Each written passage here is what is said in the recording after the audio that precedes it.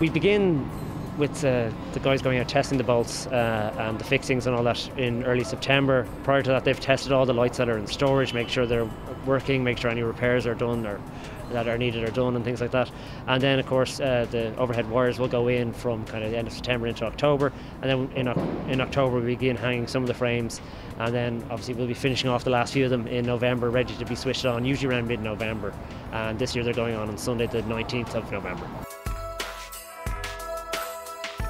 There's absolutely millions of light bulbs that go into these decorations, and years ago electricity bills were a concern, but now everything is LED, and you'd be amazed, one decoration going on the street would be like 260 watt light bulbs. Nearly 2,500 accumulative hours have been built up between all the lads working on behalf of Fantasy Lights.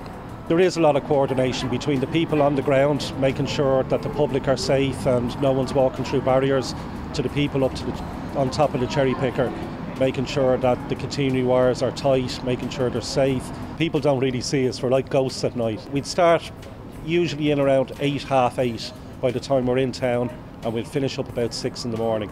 And that would be 6 days a week for 6 weeks. One thing we're told all the time is that, especially from Americans, and people have the perception of Christmas lights in America are far better than everywhere else, but the amount of Americans that are coming up to us saying, wow, these decorations are just so far superior to what we're seeing in the States, and it's a great compliment to get.